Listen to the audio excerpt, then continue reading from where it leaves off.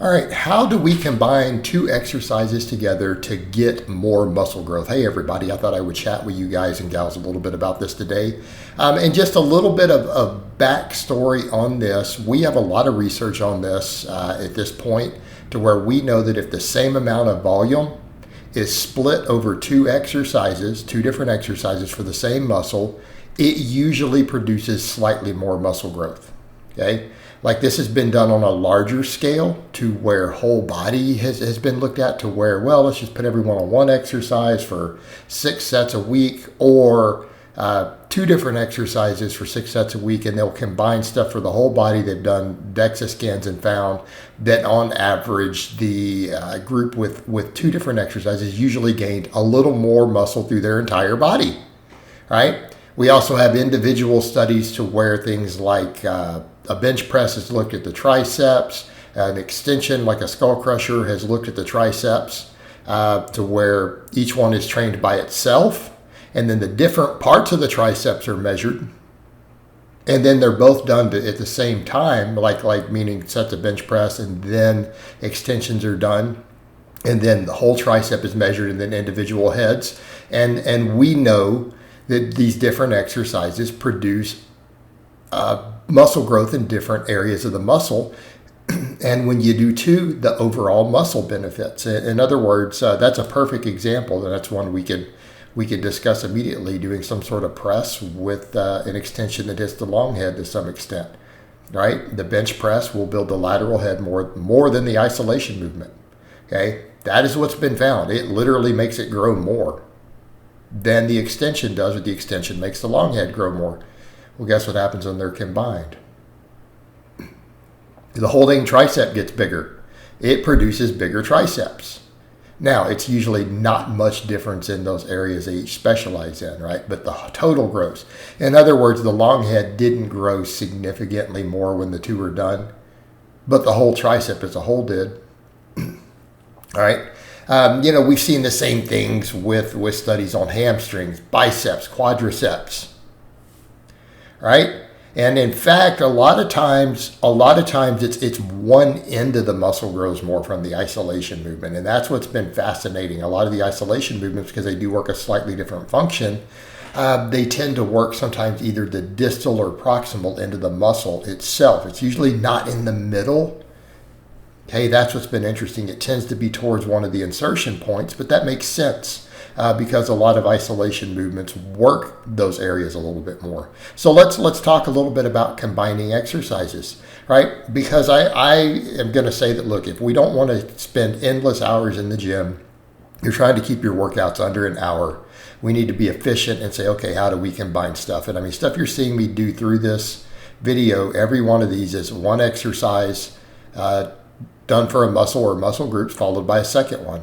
Right, like you saw me right at the start, doing a flat bench. Bench press is the king of chest, and anyone who argues otherwise has not looked at research, not looked at biomechanics. You perform a bench correctly, your chest will get big. If it doesn't, you really need to rethink the way you're bench pressing. There's something wrong with your entire technique or the way you're executing it, and you're probably just ego lifting on it.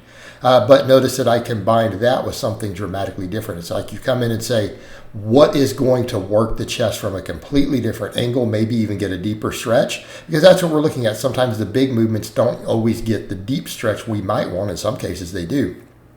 So what can we do to hit it different? Well, an incline works. A dumbbell works. And in fact, if we wanted a big compound that works the chest as different as possible from that barbell bench press, but still works the chest through a deep full range of motion, that dumbbell incline is a winner. Could a barbell incline work? Could dips work? I'm not a fan of dips for injury purposes, but yeah, those could all work. But I feel like for a lot of people, that incline dumbbell, because of all the upper chest, the deep stretch, it puts you into a deep range of motion, independent sides. That's a real winner combined with that. Same thing when it comes to your lats and just your back in general, your whole mid and upper back. Usually a vertical and a horizontal pull, right? Just like a bench combined two different angles. Considerably different regions of the back get worked with more emphasis. Obviously, all of it works. We need to be aware your lats, rear delts, your traps, all of that are going to be worked by both. Okay. But, I mean, that's a perfect example of saying, okay, if I'm only going to do 2 exercises for the lats, what's going to really give me the money? I think a weighted pull-up, you saw me doing. And then in the case there, I love seal rows and stuff, by the way. But in that case, I chose to, on that day, do a one-arm dumbbell row. Why? Completely different grip, completely different angle, independent sides. Okay, so use the pull-up as the primary, and then your secondary finisher for the back. Then I come in and rep out a one-arm dumbbell row.